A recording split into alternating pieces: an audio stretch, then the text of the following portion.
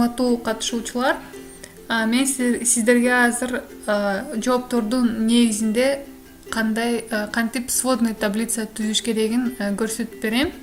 Мына мен анкетаны ачтым эң биринчиден. Көрүп атасыздар. Бул жакта ответы деген жерге киребиз. Анан жашыл болуп турган посмотреть ответы в таблице дегенди басабыз. Эгер сизде таблица түзүлгөн болсо, анда түзүлгөн эле таблица ачылат. Таблица жаңы ачылса, анда жаңы файл пайда болот да. Анан сизге окошечко бир чыгат.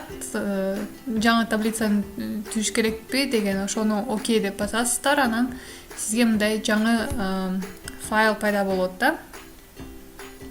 Меники бирок мына существующий эле файл ачылды да. Мына бул жактан көрүп атабыз. Бизде канча 98 жооп бар экен. Анткени биринчи строка бул суроолор. Анан экинчиден баштап 99га чейин бул биздин жоопторубуз да. Эми бул жакта данные деген жерге мына көрүп турасыздар. Ошого басабыз. Анан создать сводную таблицу дегенди басабыз. Эми бизге Google таблица эки вариантты берет. Жаңы листке кошойлубу, ошол таблицаны же ошол существующий листке кошойлубу. Биз жаңы листти тандайбыз. Сөзсүз. Анан бул жактан диапазон данных деп турат. Ответы на форму. Ошону өзгөртпөй деле койсок болот, бирок бул жактан биз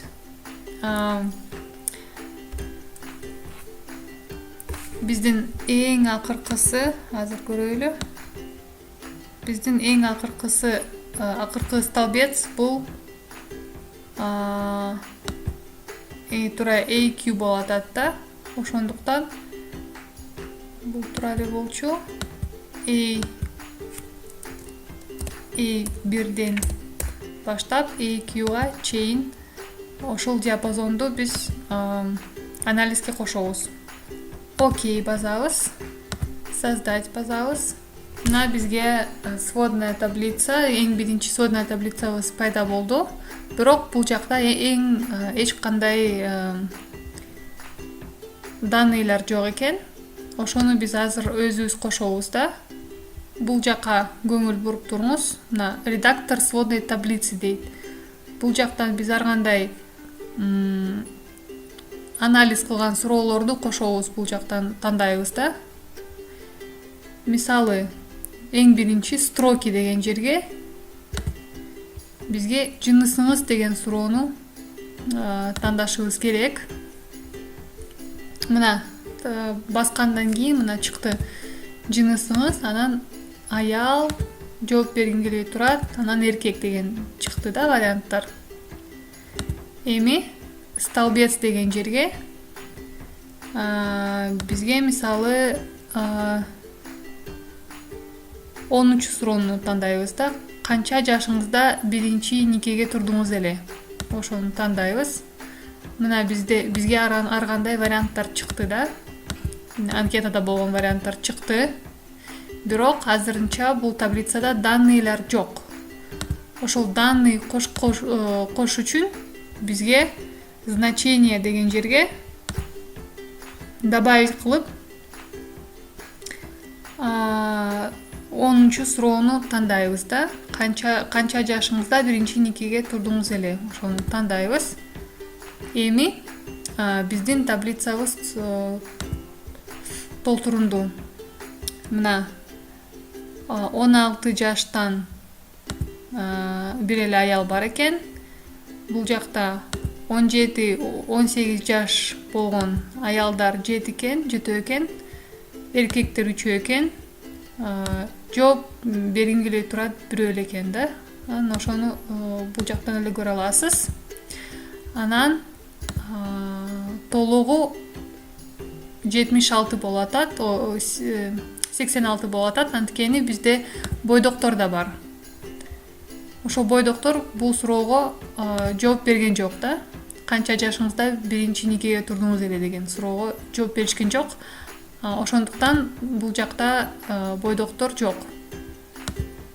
Эми биз дагы экинчи параметр кошоюн десек, мисалы 11 суроону кошойлу. Сиздин үй бүлөңүздө кыздар адатта канча жашында күйөөгө чыгышат дегенди кошобуз.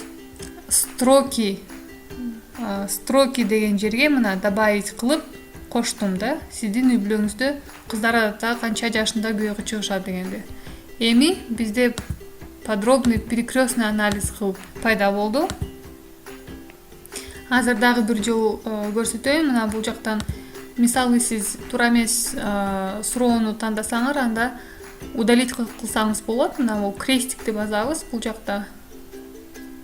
Суроонун жанында ошо редактор сводной таблицы жакта эле суроонун жанында крестик бар, ошону басабыз, удалим.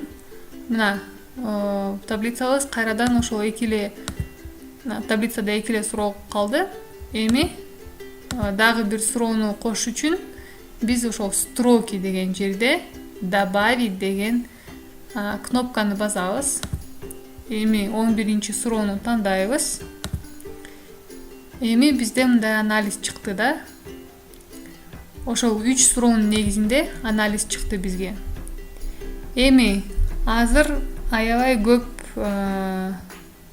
кереги жок. Мисалы, эркектер кереги жок бизге. Жооп бергим келбей турат дегенди да мисалы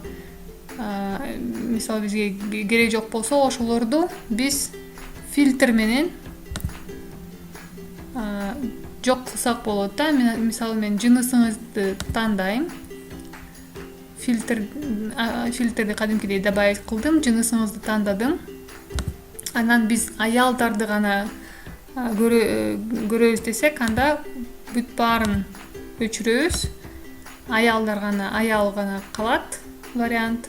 Окей басабыз. Эми бизге ошол жалаң эле аялдар калды.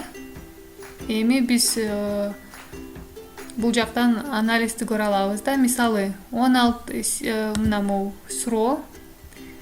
Сиздин үй бүлөңүздө кыздар адатта канча жашында күйөөгө чыгышат? Бизде столбец кайсы суроо болчу? Канча жашыңызда биринчи никеге турдуңуз эле? Так, значит, могу жакта, могу варианттар бул 10 суроонун варианттары да. Канча жашыңызда биринчи никеге турдуңуз эле? Эми ошо 16 жашында биринчи никеге турган адамдардын жоопторун бул жактан көрөбүз да. Мисалы, бир эле адам бар экен, 16 жашта никеге турган.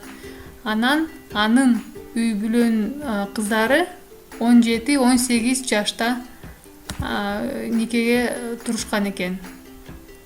Анан экинчи суроону карайбыз да. 17-18 жаш. Ошол варианттарды тандаптыр да 11 суроого. Мына бул жакта 10 суроонун варианттары. Мына столбец болуп турат. Мына бул жакта столбецти тандадык го. Ошол жакта столбец болуп турган бул 10 суроонун варианттары. Строки деген жерде, мисалы, строки деген жерде биз строкиге үй бүлө жөнүндө суроону коштук да. Ошондуктан ошол суроонун варианттары мына бул жакта. Эми ошолордун ортосунда, мисалы, биздин толук саныбызда канча киши ошол вариантты тандашыптыр да. Мисалы, 10 суроого мындай жооп берсе, 11 суроого мындай жооп беришиптир да. Ошону биз бул жактан көрө алабыз. Дагы фильтр кошсок болот. Мисалы, бул жактан биз канча жашыңызда биринчи никеге турдуңуз эле, ошол суроону да фильтр кылсак болот. Мисалы, бул жактан ар кандай варианттар бар. 16 жашты мисалы тандайбыз, окей басабыз.